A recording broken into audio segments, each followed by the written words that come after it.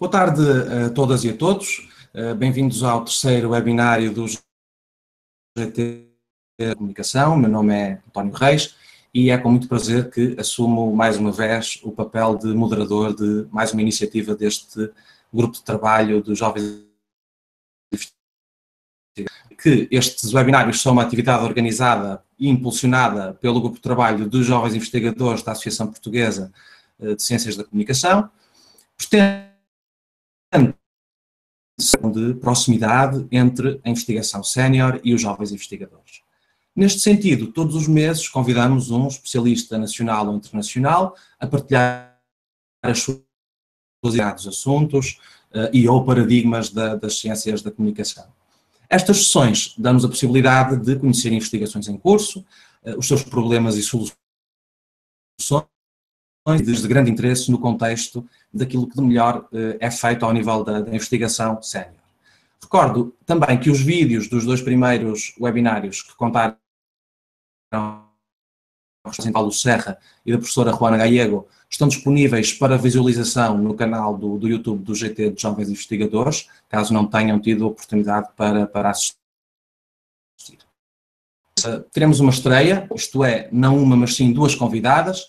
Temos connosco a doutora Patrícia Dias e a doutora Rita Brito, a quem dirijo o meu mais sincero dos investigadores, pela gentileza em partilharem hoje connosco uma investigação académica tão pertinente. A doutora Patrícia Dias é professora auxiliar convidada da Universidade Católica Portuguesa, é também investigadora no Centro de Estudos de Comunicação e Cultura e coordena a pós-graduação em Comunicação e Mídias Sociais. É da FCT e desenvolve investigação sobre práticas de multi-screening e distribuição da atenção. Doutorado em Ciências da Comunicação, os seus interesses são digitais, comunicação, marketing e relações públicas. É membro das ações COST, eRAD e Digilite do CEDAR, de audiências, e do projeto da Comissão Europeia Crianças 0 a 8 anos e Tecnologias Digitais. É autora de Viver na Sociedade Digital e o Cotidiano 2008. A nossa segunda e não menos importante convidada é a doutora Rita Brito, que é licenciada em Educação de Infância na Universidade do Minho, sobre a utilização de tecnologias por famílias e crianças até aos 6 anos de idade.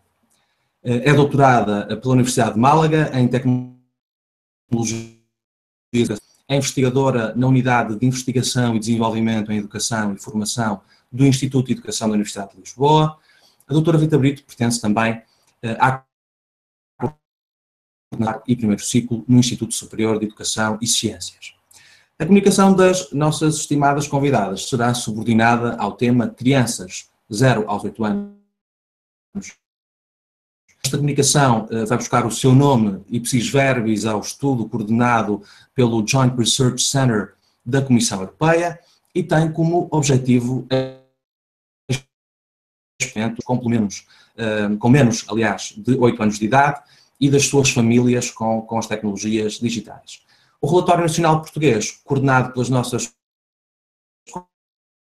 do piloto europeu de uma escala mais ampla, que no ano de 2015 envolveu cerca de 18 países. Os meus sinceros parabéns pelo trabalho desenvolvido e portuguesa em mais um projeto de investigação internacional. Convido-vos a lerem e a partilharem este relatório, cujo link está disponível na descrição deste webinário, no YouTube, e para ser investigadores. Finalmente, quero-vos informar que a comunicação da doutora Patrícia Dias e da doutora Rita Brito terá a duração de cerca de 40 minutos, sendo que no final será a duração máxima de 20 minutos, o que equivale aproximadamente a 3, 4 perguntas. Deverão colocar as vossas perguntas no espaço do chat à direita do vídeo aqui no YouTube. Eu abrir o espaço para questões no final da intervenção, de modo a que as nossas convidadas também possam interagir convosco de forma mais organizada. Regras à parte, convido-vos ou links que considerem interessantes e que estejam relacionados com o tema 2. Muitíssimo obrigado e passo agora a emissão à doutora Patrícia Dias.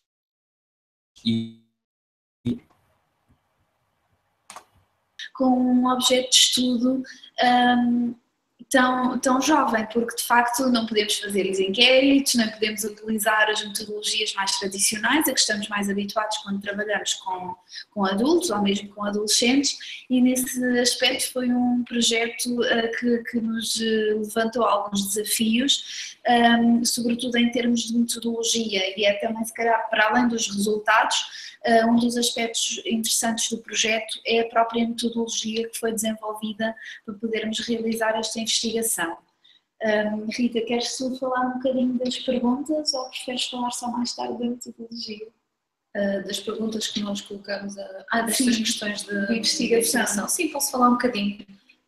Bom, então este estudo europeu centra-se em 4 eixos principais,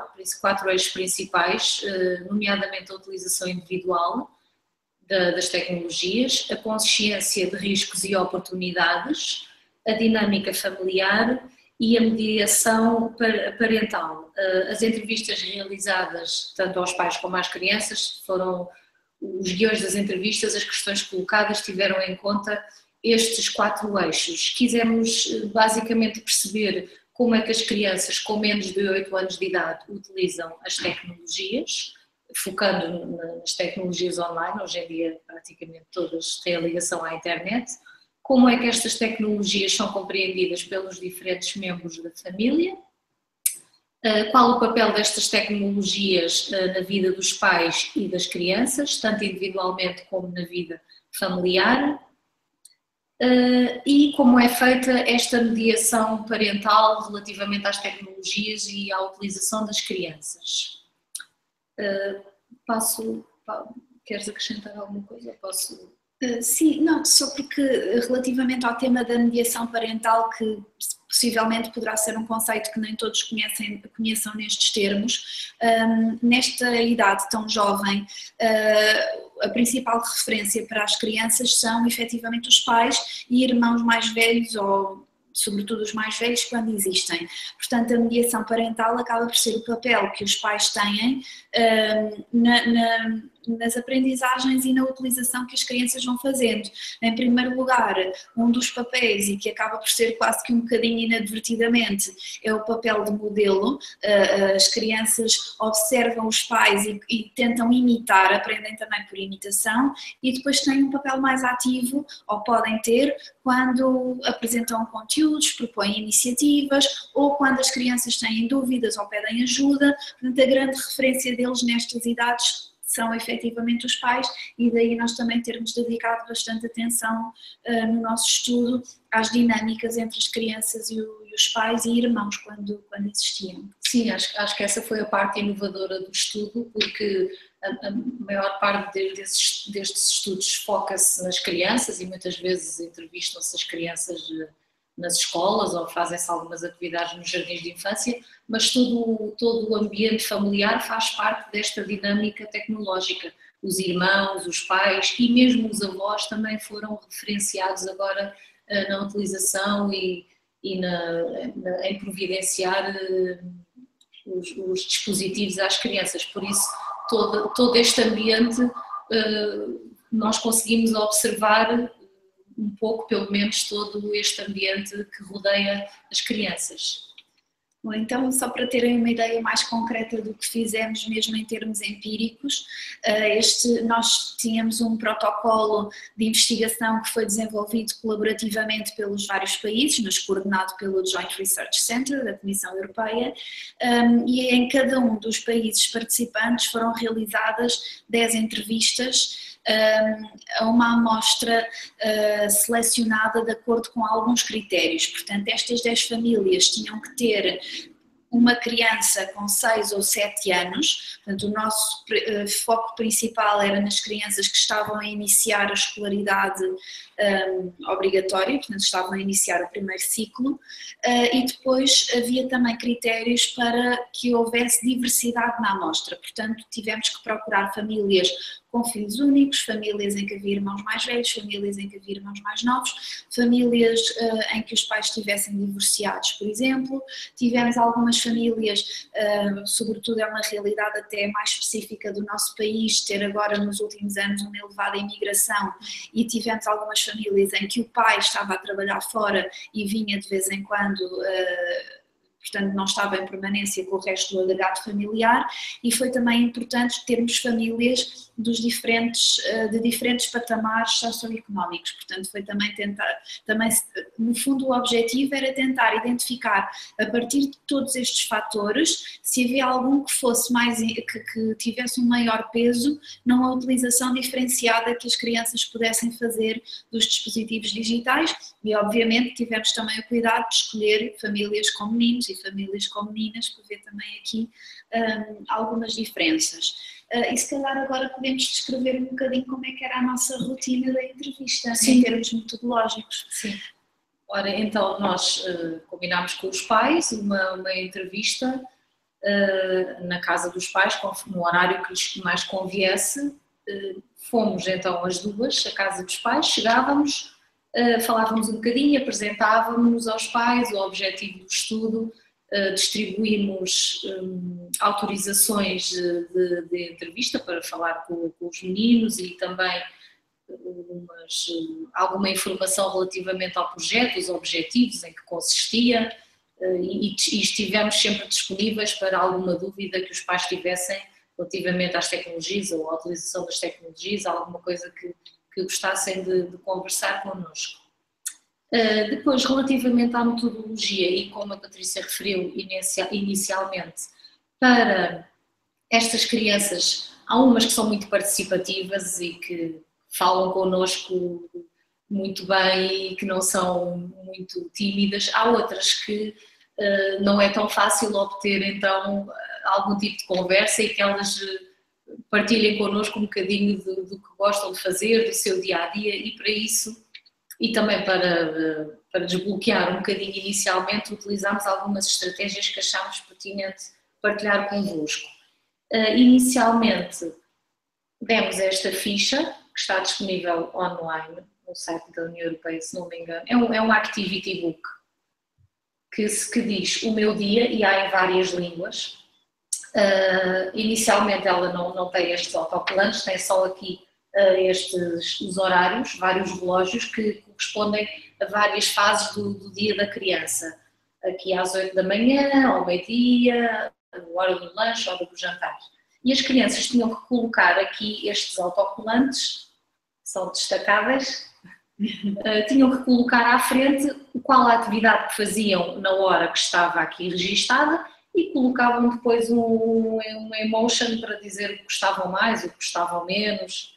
Pronto, enfim, e esta atividade foi útil para percebermos um bocadinho a rotina dos pais, a rotina das crianças, para elas falarem um bocadinho connosco. Elas gostavam muito de tirar estes autocolantes, realmente foi uma mais-valia e que aconselhamos vivamente a quem queira fazer entrevistas com crianças mais jovens. E que de certa forma também ajudou a contextualizar o peso ou o papel das tecnologias no dia-a-dia da criança, no seu cotidiano, porque aqui nos nossos autocolantes nós temos, para além de atividades escolares e das refeições, temos diversos tipos de brincadeiras, temos jogos, temos andar de bicicleta e depois temos algumas atividades com as tecnologias, o jogar consola, o telemóvel, e portanto também ajudou-nos logo ao início a ver se essa era a brincadeira preferida, se era logo que gostavam de fazer quando chegavam a casa da escola, ou se até preferiam outro tipo de atividades. Também nos ajudou logo a compreender melhor se as crianças utilizavam muito tecnologias digitais no seu dia-a-dia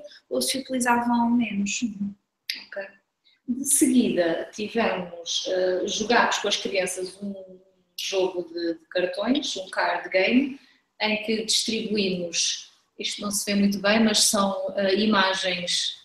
Estas são lápis de cor, este um bebê, imagens de várias atividades, tanto tecnológicas como com brinquedos físicos, e elas tinham que pôr estas cartas em cima destas 3 folhas, um smile de contente, um de triste e um assim. Portanto, o que não gostavam, o que não gostavam, do que era mais indiferente. Sim. Então elas colocavam, distribuíam, dividiam as imagens pelos 3 grupos e aqui também dava um pouco para perceber que tipo de atividades elas gostavam mais, se gostavam mais de usar as tecnologias ou se gostavam mais de brincar na rua ou de jogar à bola.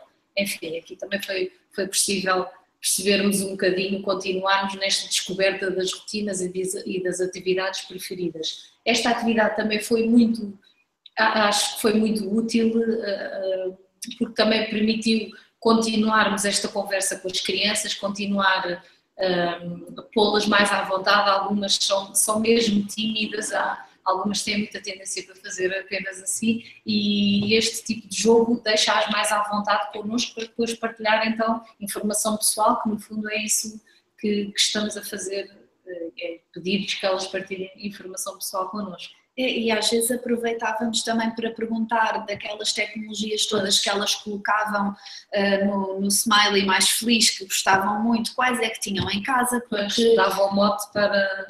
Sim, porque normalmente tinham bastantes tecnologias em casa, mas havia alguns casos em que contactavam com algumas delas na escola ou até na casa de amigos e dava para percebermos logo também que tecnologias é que existiam no lar.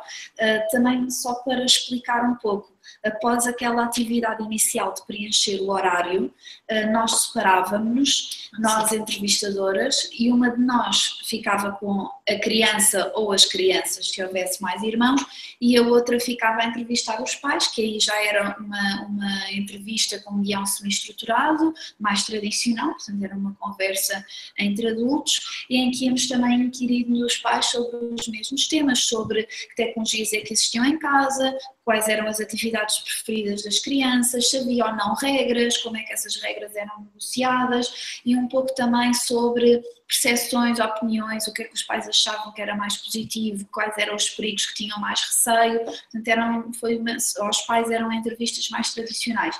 Contudo, foi muito rico podermos depois confrontar aquilo que as crianças diziam com aquilo que os pais também diziam, não porque houvesse diferenças efetivas, mas sobretudo havia diferenças ao nível das percepções. Por exemplo, para os pais, uma criança que joga consola durante 1 hora joga muito tempo, e para a criança joga pouco tempo porque gostava de jogar muito mais. Portanto, havia realmente contradições, não tanto sobre o que acontece, mas sobre a maneira como os diferentes membros da família vivem essas práticas e essas regras que vão sendo negociadas. Sim.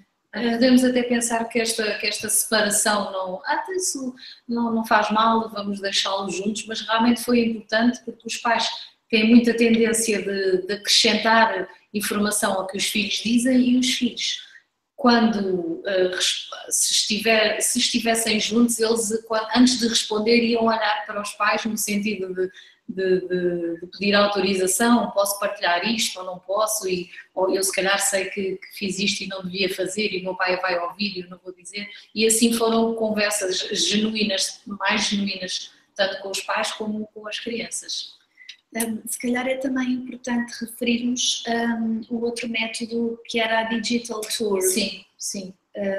No final da entrevista, com a autorização dos pais, as crianças conduziam-nos pela sua casa ou pedíamos aos pais para eles nos mostrarem os dispositivos que utilizavam, o smartphone e o tablet era logo o que eles iam buscar mais rapidamente, e para perceber um pouquinho que tipo de aplicações é que tinham instaladas no tablet, como é que as utilizavam, se eram autónomos, se através da motricidade fina tinham facilidade em utilizar a aplicação ou precisavam de ajuda, que tipo de aplicação preferiam, que tipo de aplicação os meninos e as meninas preferiam, se eram mais jogos de aventura, mais jogos casuais, e esta rotina também foi útil.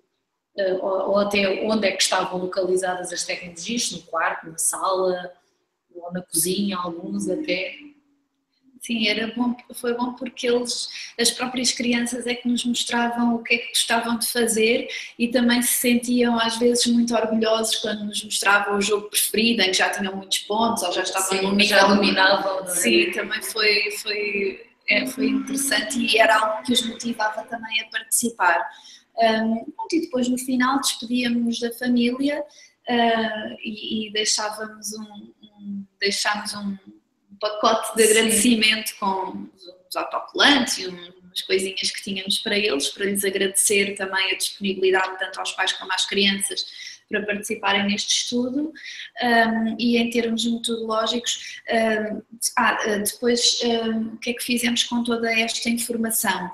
Portanto, as entrevistas foram transcritas, as entrevistas sobretudo das crianças foram difíceis de transcrever e foram muito importantes as nossas notas que fomos tirando durante a própria entrevista, por causa da tal questão que a Rita referia do isto não fica na gravação, e depois tínhamos que saber exatamente qual era a reação da criança. Quando havia mais irmãos também falavam muito ao mesmo tempo e também era mais complicado, e depois de termos toda esta informação tratada, nós tínhamos uma grelha de análise qualitativa que foi partilhada pelos 18 participantes no estudo e, portanto, cada um introduziu os dados das suas 10 famílias, que era uma grelha de análise temática, portanto tínhamos vários critérios que tínhamos que preencher de acordo de acordo com o guião e também com aquelas 4 perguntas iniciais que referimos. Sim, depois fizemos também uma análise de conteúdo da informação obtida através das entrevistas e das nossas observações, que está disponível no nosso relatório. Sou eu tenho que ir lá. Se calhar agora passo aqui então para estes 4 eixos que eu disse inicialmente, onde se centrou o nosso projeto. Por exemplo, começámos por então tentar perceber como era esta utilização individual que as crianças faziam. O tablet foi realmente o dispositivo que eles gostam mais e que mais depressa iam buscar para nos mostrar as aplicações que orgulhosamente já faziam download de modo autónomo. Os jogos era praticamente a única tipo de atividade que as crianças faziam. Algumas crianças tinham aplicações mais educativas, mas tinham as educativas, mas preferiam os jogos. As educativas acabavam por ficar um pouquinho de lado. O género foi muito determinante nesta escolha de jogos e atividades. Por exemplo, as meninas gostavam sempre daquelas atividades mais cor-de-rosa, jogos relacionados com a Barbie, de ter um animal de estimação, muitos jogos de maquilhagem, as meninas que gostavam muito. Os rapazes, atividades relacionadas com desporto, futebol, carros, sim, carros, super-heróis. Sim, o Batman, no YouTube, principalmente visualização de vídeos do Batman, do Homem-Aranha, relacionados com estas personagens de desenhos animados que eles também gostam. Isto porque a seguir às aplicações jogos, a atividade favorita deles é visualizar vídeos no YouTube. Sim. Alguns visualizavam músicas também, ouviam músicas, mas realmente os rapazes, por exemplo, tinham a aplicação do Batman, o jogo do Batman, e depois no YouTube iam ver o filme do Batman, e depois quando deixavam o tablet iam-se mascarar do Batman, iam brincar com o Batman. Por isso todas estas atividades acabam por estar bastante relacionadas. O mundo virtual acaba por estar relacionado com o mundo real. Elas são autónomas a utilizar as tecnologias, começam por aprender, como a Patrícia disse, através da visualização dos pais ou dos irmãos. Os pais vão-lhes dando também algumas dicas, disseram muitas vezes que bastava dizer só uma vez e depois elas memorizavam, e elas depois vão explorando, vão carregando em tudo. Elas carregam em tudo, não têm medo de estragar, como nós os adultos temos medo. Elas não têm receio nenhum, exploram avidamente a tecnologia e vão percebendo qual a ação que cada clique ou cada opção do botão tem, e vão memorizando essa informação e vão aprendendo a utilizar os dispositivos. Acho que foi muito interessante nós percebermos que processos é que as crianças fazem para algumas atividades ou competências que para nós já estão muito automatizadas, mas se pensarmos naquelas crianças que ainda tinham os 6 anos, Nós entrevistámos crianças com 6 e 7. Aquelas que tinham 6, as nossas entrevistas foram todas realizadas em julho e em agosto de 2015. Portanto, apanhámos algumas crianças que ainda iam começar o primeiro ano do primeiro ciclo em setembro ou que tinham acabado de começar e, portanto, ainda não sabiam ler e escrever muito bem, ainda sabiam muito pouco, e foi muito interessante perceber os processos alternativos que elas utilizam para conseguirem atingir os seus objetivos. Portanto, querem pesquisar vídeos sobre a sua personagem preferida de um filme ou dos desenhos animados e eles decoram os caracteres que estão nas teclas sem fazer a correspondência à letra ou ao som, decoram visualmente, mas já sabem que compondo aqueles caracteres conseguem atingir o seu objetivo. Às vezes pediam aos pais ou aos irmãos mais velhos para escreverem e bastava escreverem uma vez e depois também o próprio YouTube, como dá sugestões automáticas, eles escrevem as primeiras letras e depois conseguem logo selecionar o que é que querem. Utilizam muitas sugestões, estão a ver um vídeo, veem na lista ao lado outros que também gostam, vão clicando e vão explorando e nas aplicações também é um bocadinho por tentativa e erro. Por exemplo, se aparece um pop-up com publicidade, eles tentam carregar aqui. Já sabem que é Ana Cruz. Eu às vezes sempre perguntava, mas como é que sabes que é Ana Cruz? Porque sei porque já tinham experimentado e já sabiam que eles focam-se no objetivo, o objetivo é jogar. E então tudo o que está à frente tem que sair, e neste caso é o pop-up, e tem que ser eliminado, e já sabiam fazê-lo. E outro aspecto interessante das competências é que já tinham muita consciência do espaço, de gerir o espaço, portanto muitas vezes não podiam instalar mais aplicações porque já não havia espaço e sabiam ir apagar algumas que já não queriam e escolher as novas, portanto faziam de forma completamente autónoma da memória do dispositivo. E diziam, o tablet já não tem memória, tenho que apagar aplicações, que uma criança de 6 anos a dizer-nos isto, é curioso como eles percebem e querem perceber este tipo de coisas que podem acontecer para conseguirem levar avante o seu objetivo, que é utilizar o dispositivo e poder instalar as aplicações que desejam. Estas competências que eles vão adquirindo estão ligadas se calhar a outros temas depois mais relacionados com as dinâmicas familiares. Por exemplo, observamos que eles interagem com as tecnologias muitas vezes sozinhos ou então quando há irmãos de idades próximas, por vezes em conjunto, mas sem uma grande participação ou envolvimento dos pais. Isto porquê?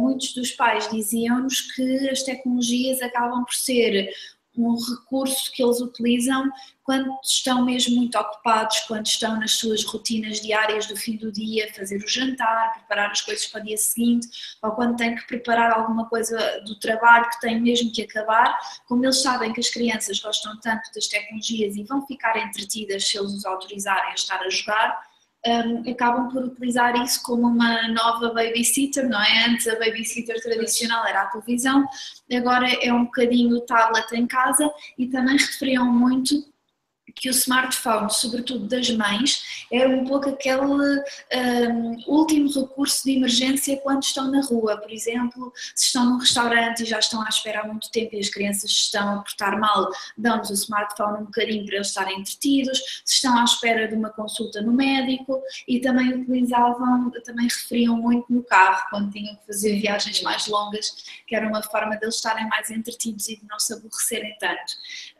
Daí que mesmo os pais muitas vezes referiam não terem o tempo que desejavam para poder fazer estas atividades e acompanhá-las mais de perto. Daí elas também são deixadas para explorar as coisas de forma autónoma.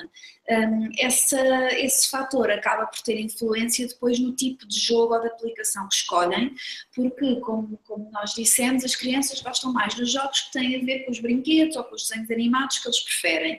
E para os canalizarmos para aplicações mais educativas, que sejam sobre aprender matemática ou inglês ou o que seja, ou até mesmo ler um e-book, é preciso a ajuda, o acompanhamento do adulto.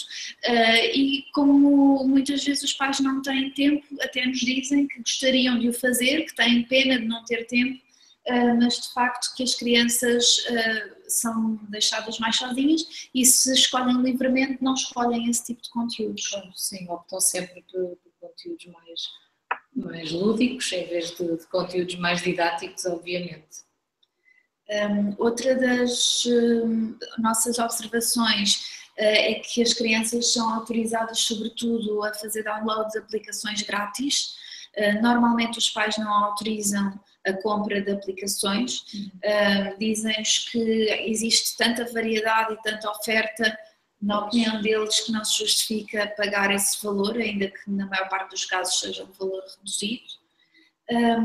Mas eles também se acautelavam sempre, dizendo que não fechavam completamente a porta, talvez por querer passar uma boa imagem de parentalidade, no sentido de que se fosse alguma aplicação benéfica para a educação das crianças, que sim, que não se importavam de pagar. No entanto, até à data, as crianças estavam proibidíssimas de instalar qualquer tipo de aplicação educativa, ou educativa não, a pagar. E normalmente as aplicações pagas não têm publicidade e só por aí já são benéficas. E depois outro dos nossos enfoques era na questão dos riscos a que as crianças possam estar expostas e se as crianças ou os pais percepcionam efetivamente essas situações como riscos ou não. Quando falamos com os pais, a maior parte dos pais nestas idades pensa que os perigos ainda estão por vir. Portanto, como estas crianças ainda não estão sobretudo nas redes sociais, ainda não comunicam com outras pessoas, estão muito focadas nos seus jogos, os pais acham que elas estão mais protegidas. Alguns pais, sobretudo até mães, dizem que têm algum cuidado e monitorizam de vez em quando para que eles não escolham jogos demasiado violentos e que se encontram um jogo mais violento instalado, pedem à criança para desinstalar. E também alguns pais dizem que quando eles estão a ver vídeos no YouTube estão atentos, vão ouvindo o som até aparecer algum que eles acham que se calhar não é muito adequado à idade e então é aí que vão falar com a criança e resolver o assunto. Mas acham que não há grandes perigos ainda nesta idade, perigos relacionados com os conteúdos, com quem eles possam contactar ou com outras pessoas. Para os pais, a maior parte dos riscos está relacionada com uma utilização excessiva em termos de tempo. Os pais preocupam-se muito em controlar o tempo e que as crianças não utilizem demasiado estas tecnologias. Alguns pais dizem que as crianças se jogam e não atingem os seus objetivos no jogo, ficam frustradas, ficam nervosas, ficam muito aceleradas, depois têm dificuldade em adormecer, que isso pode ter impacto no seu desempenho na escola. Alguns referem que podem ficar mesmo cansados de estar sempre a olhar para um ecrã e, portanto, aí preocupam-se e tentam de facto que as crianças não utilizem demasiado tempo as tecnologias. E alguns pais também não proíbem mesmo a utilização aos dias de semana para eles estarem mais focados na escola. Uma regra muito comum na maior parte dos lares era que só poderem jogar, mas também outras brincadeiras em geral, mas muitas vezes os jogos eram o que eles preferiam, só depois dos trabalhos de casa estarem feitos. Portanto, isso era relativamente comum. Não obstante, com estes cuidados, houve algumas crianças que nos mencionaram já ter visto algumas imagens mais explícitas, por isso... No YouTube. Sim. Quer em termos de violência, quer mesmo em termos de conteúdo mais sexual, não é? Sim. Isto acontece, as crianças contavam-nos estas experiências, muitas vezes na escola, em conjunto, havia um mais velho com os mais velhos, que acabava por lhes apresentar esses conteúdos, mas às vezes também chegavam a esses conteúdos inadvertidamente porque iam clicando nas sugestões. Havia alguns passos, por exemplo, em que eram na mesma desenhos animados, mas estavam dobrados por cima com outro tipo de linguagem, ou que são conteúdos relacionados com determinadas personagens que eles gostam, os tais super-heróis ou a Barbie, mas são conteúdos criados pelos utilizadores e, portanto, às vezes eles clicam e não se sabe bem o que é que vai sair dali. E também era curioso ver que algumas das crianças já tinham o seu próprio autofiltro, já nos diziam, eu quando vejo alguma coisa que me assusta desligo logo porque senão já sei que depois não vou dormir ou vou ter pesadelos. As próprias crianças, mesmo tão pequenas, já tinham alguma noção de que havia conteúdos que não eram para a idade delas e que não deviam ver, mesmo que os pais até não lhes dissessem nada sobre isso. Sim, já tinham essa percepção. Curioso. Outra das grandes discrepâncias em termos de percepção é que realmente os pais não fazem ideia que as crianças já têm tantos conhecimentos como na verdade têm. Os pais acham que instalam um jogo, mostram uma vez e que a criança só faz aquilo, e as crianças exploram imenso para além daquilo que lhes é apresentado logo à partida, vão explorando outras funcionalidades, vão buscar jogos parecidos, às vezes pesquisam no YouTube vídeos relacionados com os jogos que ensinam como passar alguns níveis ou superar alguns problemas. Portanto, as crianças de facto tão pequenas têm já competências digitais consideráveis, tendo em conta a idade e tendo em conta que não sabem ainda ler e escrever bem. Pois, e também exato. E a maioria das aplicações também está em inglês, o que revela realmente o pouco acompanhamento e o pouco tempo que os pais fazem fazem estas crianças enquanto elas utilizam as tecnologias. Essa é outra das barreiras que eles têm que ultrapassar, sobretudo no nosso caso, Portugal, realmente a maior parte dos conteúdos disponíveis estão em inglês. Isto foi um resultado comum a vários países, que realmente o facto de não existirem muitos conteúdos disponíveis na língua nacional pode também ser uma barreira à utilização de conteúdos mais pedagógicos, mais educativos, porque de facto em todas as línguas o grau de oferta disponível não é a mesma e não é o mesmo, e de facto o inglês predomina-se. Há muito mais conteúdos em inglês. Por fim, falamos um bocadinho da mediação parental. Sim. Porque já estamos a acabar o nosso tempo. Como já dissemos, esta mediação parental infelizmente é um pouco escassa, sempre pelos pais a justificarem-se pelo facto de não terem tempo para acompanhar as crianças. Quando impõem regras, são regras relacionadas com o tempo de utilização e não relativamente às aplicações instaladas em si, embora digam que as crianças não podem jogar jogos violentos. No entanto, algumas acabam sempre por jogar esses jogos mais violentos, como o GTA, o Grand Theft Auto, que é um jogo para crianças de mais de 18 anos, mas os rapazes principalmente são muito entusiastas deste tipo de jogos de ação. E outra das curiosidades é que isto é mesmo uma das grandes conclusões do estudo, é que o que faz mesmo a diferença são as percepções que as pessoas têm sobre as coisas, porque aquilo que é considerado violento é diferente de pai para pai e de mãe para mãe. E, por exemplo, um pai que gosta de jogar GTA, se calhar facilmente se senta com o filho até a partilhar esse momento e jogam em conjunto, da mesma maneira que se calhar outro pai gosta mais de jogar o FIFA. E às vezes um pai ou uma mãe que não gostem eles de jogar muitos jogos digitais acabam por não partilhar estes momentos com os filhos e por proibir mais. Portanto, também há aqui uma discussão subjacente, no fundo, o que é adequado para cada idade, e os pais também têm opiniões diferentes sobre isto. Sim.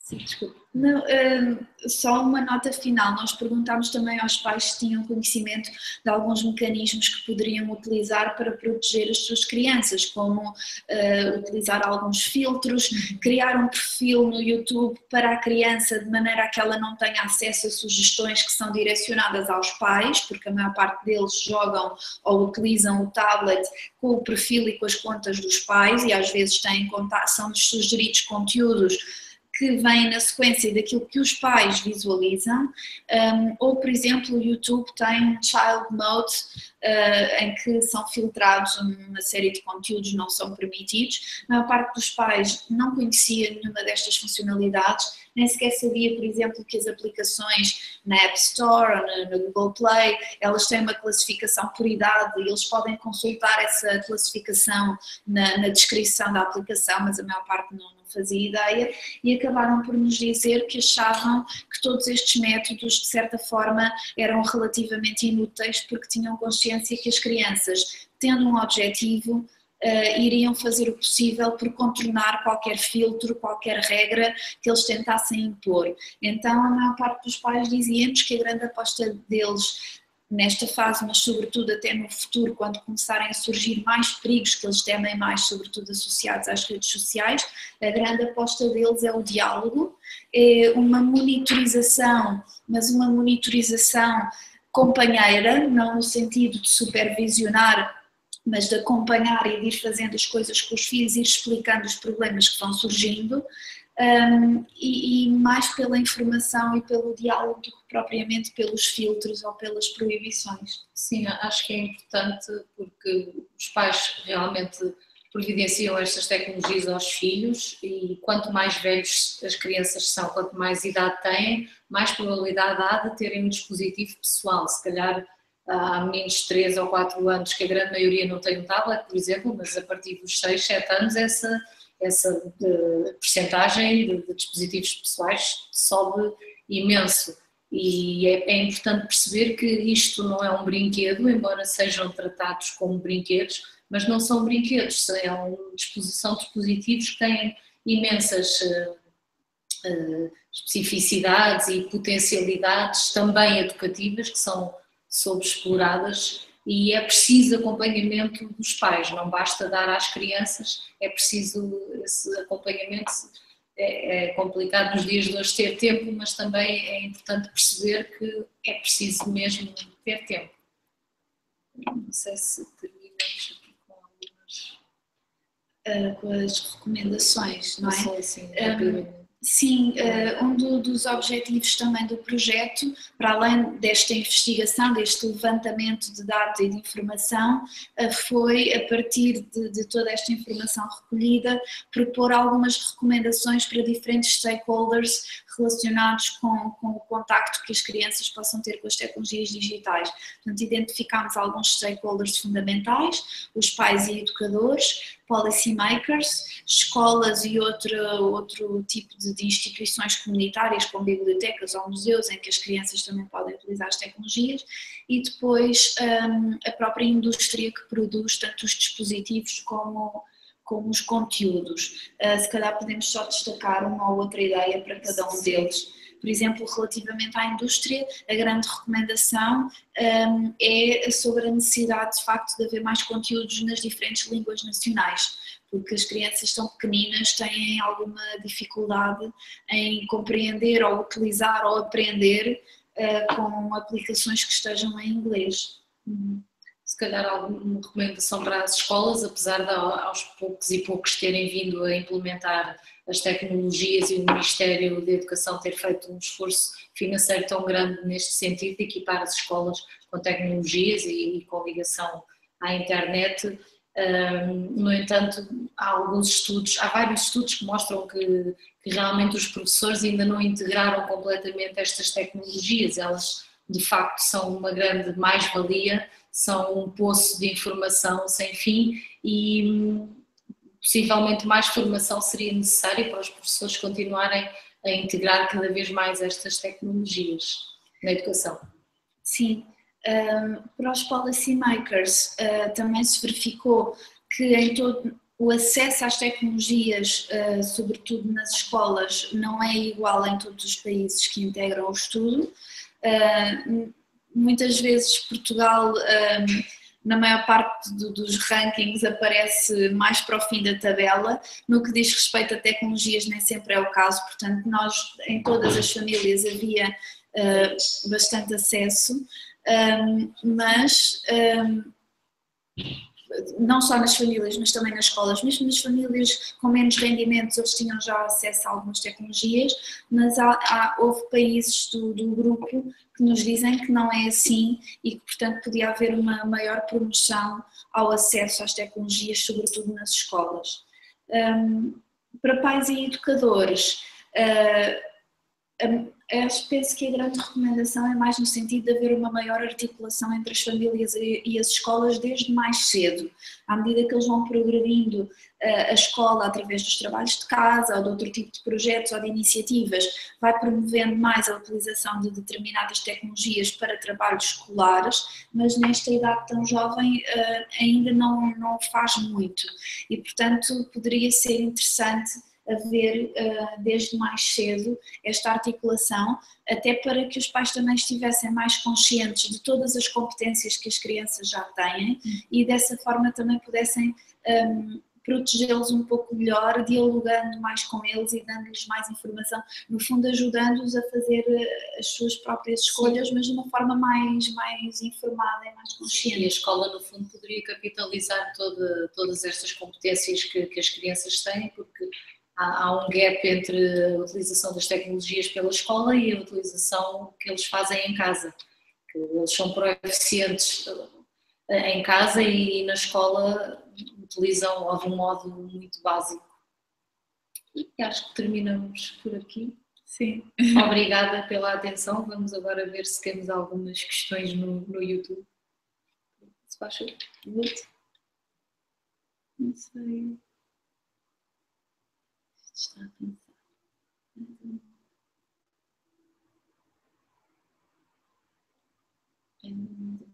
E os avós?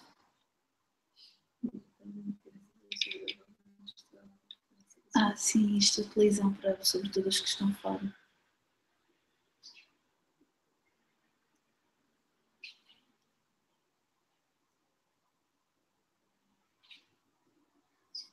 Ok, sim, temos aqui algumas perguntas.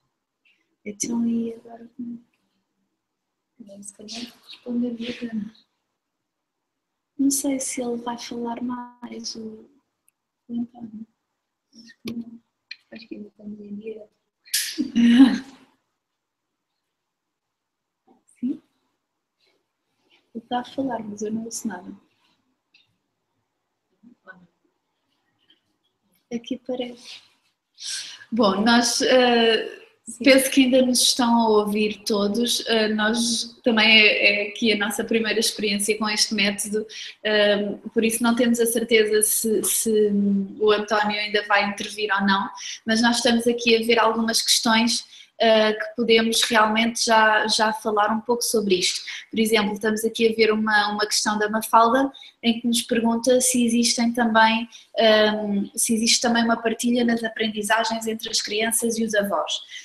Normalmente as crianças, quando mencionam os avós, é para se queixarem que na casa deles não há Wi-Fi e, portanto, não conseguem jogar jogos online ou não conseguem fazer download de aplicações quando estão nos avós. Portanto, não sei se há aqui um grande ensinamento. Pois, eu pessoalmente também não considero um ensinamento. Como a Patrícia disse, nas casas dos avós normalmente não há Wi-Fi.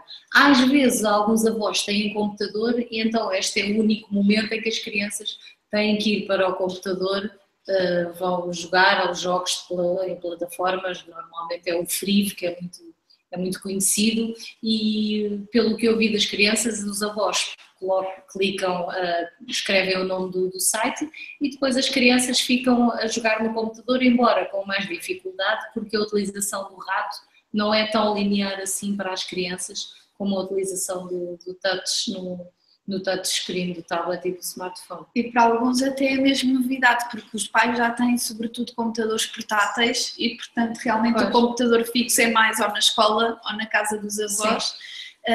E acho que nestas idades as crianças também ainda são demasiado pequenas para que os avós lhes perguntem até ou peçam alguma ajuda, e eles também de facto não veem muito nos avós alguém que lhes possa responder quando eles precisam de ajuda. Eles primeiro tentam sozinhos, depois tentam sozinhos, a seguir tentam sozinhos, e só mesmo quando não conseguem de maneira nenhuma é que vão pedir aos irmãos mais velhos se têm. E se não têm, pedem aos pais. Para quem tem irmãos, os pais são a segunda opção, a primeira são sempre os irmãos. Depois estava aqui também a ver uma questão do Elmano, que pergunta se as crianças também utilizam estas tecnologias para falar com pessoas que estejam distantes. nas duas famílias em que nós entrevistámos e que os pais estavam fora por longos períodos, utilizavam muitíssimo o Skype, sobretudo o Skype, mas alguns também referiam o FaceTime para falar com os pais. Tínhamos também um caso de uma família que tinha estado em Angola e tinha regressado há pouco tempo e, portanto, agora já não utilizavam tanto porque já estavam junto da família, mas que quando estavam em Angola utilizavam bastante para falar com os avós que estavam em Portugal. E também tínhamos o caso de um menino em que os pais estão divorciados, ele passa uma semana com o pai e uma semana com a mãe e utiliza o tablet sobretudo para falar com o pai, foi o pai que lhe ofereceu o tablet, foi o pai que o ensinou e utiliza o tablet para falar com o pai na semana em que está com a mãe. Mas é algo sempre, esta comunicação, a utilização de aplicações para comunicação é sempre muito restrita aos familiares muito próximos. Não comunicam com outras crianças. E são sempre os pais que iniciam a comunicação, não é por autorrecriação deles. Nós, numa das atividades, também tínhamos alguns ícones de aplicações e perguntávamos quais é que eles conheciam. Eles quase todos conheciam o Facebook, sabiam mais ou menos para que é que servia, que era para pôr fotografias e tal, e diziam, é onde a minha mãe vai falar com as amigas, coisas assim. Tinham uma ideia, mas não utilizam ainda. Depois também estava aqui a ver uma pergunta sobre redes sociais, já falámos, mas sobre câmaras e fotos. Eles gostam imenso de tirar fotografias realmente e alguns também já fazem vídeos, é algo que gostam bastante. Até mesmo os mais bebés, quando tínhamos famílias com bebés pequeninos, com um ano e meio, uma das coisas que eles gostam imenso de fazer no smartphone da mãe é passar as fotografias e reconhecerem-se a eles na fotografia ou outros familiares. Os mais velhinhos, com 6, 7, gostam muito de tirar fotografias e já alguns tinham daquelas aplicações em que podem introduzir outros elementos nas fotografias, ou um chapéu, ou um bigode, ou pôr uma frase no cabelo. Portanto, editar, usar alguns filtros e todas essas aplicações assim com algum humor, eles gostavam bastante e até de certa forma havia alguns pais que diziam que alguns são os mini espiões, porque andam pela casa a tirar fotografias e vídeos aos pais e também já vão gostando de registar os diferentes momentos. Pronto, ok, acho que está. Acho que não temos mais perguntas. Sim, pois não.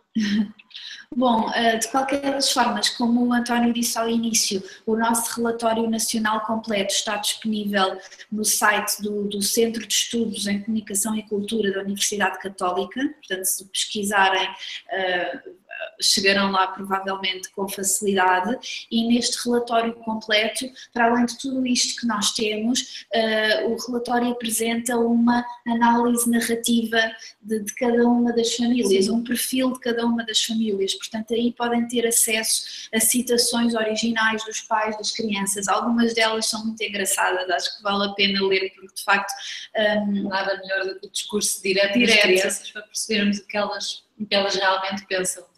Sim, e penso que também facilmente encontrarão os nossos contactos online, sim, portanto se alguém quiser também manter contacto connosco, claro que estamos disponíveis e pronto, despedimos novamente agradecendo a todos por terem estado connosco este bocadinho. Obrigada. Muito bem.